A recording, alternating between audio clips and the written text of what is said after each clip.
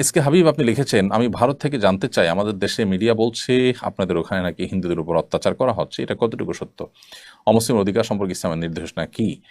ভাই হাবিব, আপনাদের দেশ থেকে অর্থাৎ ভারত থেকে আপনারা যে মিডিয়ার প্রচার প্রচারণা দেখতে পাচ্ছেন, আমরা দুঃখজনক আহ, হলেও সত্য বলতে চাই আপনাদেরকে যে এটা একরকম মিথ্যাচার হচ্ছে। আমাদের দেশে আমাদের আশেপাশে যে হিন্দু ভাই বোনরা আছেন তারা ভালো আছেন, নিরাপদে আছেন। বিচ্ছিন্ন যে ঘটনাবলী সেটি তো সব সমাজে কম বেশি হয়ে থাকে। বিশেষ করে আপনাদের প্রতি শ্রদ্ধা রেখে বলতে চাই যে আপনারা আপনাদের দেশ ভারতে আপনারা নিজেরা মুসলমানরা নানাভাবে যে নিগৃহীত আছেন, একের পর সেখানে ধর্মীয় দাঙ্গা এবং মুসলিম নিধন হয়ে থাকে, ঠুনকো অজুহাতে অগণিত মানুষকে হত্যা করা হয়। আমাদের এখানে বাংলাদেশে ইতিহাসে কখনো এরকম কোনো ঘটনা ঘটেনি। বিভিন্ন রাজনৈতিক অস্থিরতায় হিন্দুদের ভালোবাসার দাবিদার মানুষ অনেক সময় আপনার তাদেরকে গুটি হিসেবে ব্যবহার করে আপনার এ ব্যাপারে প্রপাগান্ডা চালায় থাকে। অতি সম্প্রতি যে ঘটনা ঘটেছে সেখানে বিচ্ছিন্ন কিছু ঘটনা প্রথম একদিন হয়তো হয়েছে, সামান্য কিছু মানুষ হয়তো ক্ষতিগ্রস্ত হয়েছেন। উল্লেখযোগ্য যে ক্ষতি, মানুষের হতাহত হওয়া, ধর্মীয় দাঙ্গা হওয়া, বহু মন্দির ভেঙে ফেলা, এরকম কোনো ঘটনা আসলে এখানে ঘটেনি। আমরা চাক্ষুষ প্রমাণ। কিছু মানুষের ঘর বাড়িতে কেউ আঘাত করেছে দুষ্ট চক্র, সেটা তো আসলে অনেক মুসলমানের বাড়িতেও আঘাত করা হয়েছে। সেটা হিন্দু হিসেবে যতটা হয়েছে তার চাইতে বেশি সরকার দলীয় বিগত সরকারের অনুসারী হিসেবে হয়েছে। বিগত সরকার অনুসারী হিসেবে বহু আওয়ামী লীগের নেতার ঘর বাড়িতে আঘাত করা হয়েছে এবং তাদের ঘরবাড়ি ভাঙচুর করা হয়েছে, লুটপাট করা হয়েছে। তো তারা তো মুসলমান ছিলেন, বিধায় এইটাকে সাম্প্রদায়িক কোনো ঘটনা হিসাবে আখ্যায়িত করা একেবারে ভুল এবং একরকম অবিচার মুসলমানদের প্রতি।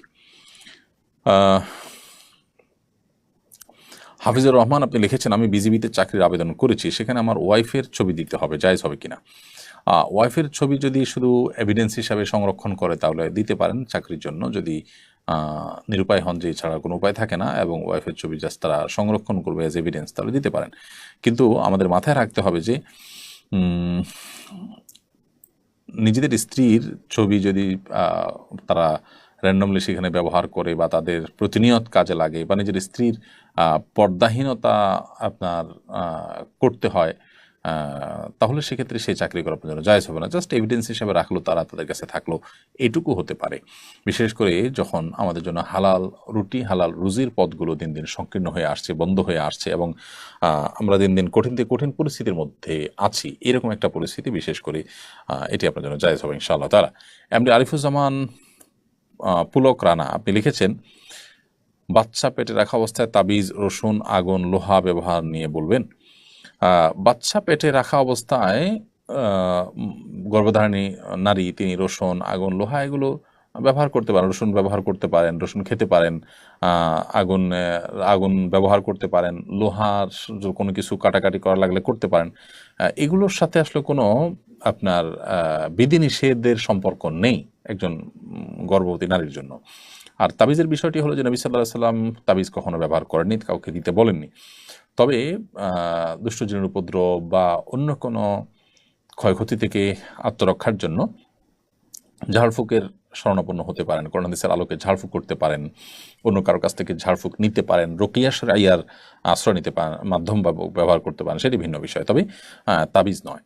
আর এমনিতে সাধারণ জীবনযাপনে মানুষ যা যা করতে পারে একজন গর্ভবতী নারীও তা করতে পারে, তার জন্য আলাদা কোনো বিধিনিষেধ নেই। আমাদের সমাজে নানা রকম বিধিনিষেধের কথা বলা হয়, এটা কাটা যাবে না, ওইটা কাটা যাবে না, এটা ধরা যাবে না, এটা ছোঁয়া যাবে না, এগুলো সবই কুসংস্কারের জন্য কথা। খালিলুর রহমান আপনি লিখেছেন, এক পায়ে ঝুমকা ছাড়া নূপুর কিংবা পায়েল পরা যাবে কিনা? এটা যদি কারোর নজরে পড়ে তাহলে কি গুনাহ হবে কিনা? মেয়েরা তাদের সৌন্দর্যগুলোকে আল্লাহ তাআলা ঢেকে রাখতে বলেছেন, অতএব পায়ে নূপুর পরেন বা যেটাই পরেন সেটা আপনি ঢেকে রাখবেন, সেটা প্রদর্শন করতে পারবেন না। বিশেষ করে বাইরে যখন যাবেন তখন আপনার নূপুরের আওয়াজ পরপুরুষের দৃষ্টি আকর্ষণ করলে সেটা গুনাহের কারণ হবে, সেই বিষয়টি আপনাকে মাথায় রাখতে হবে।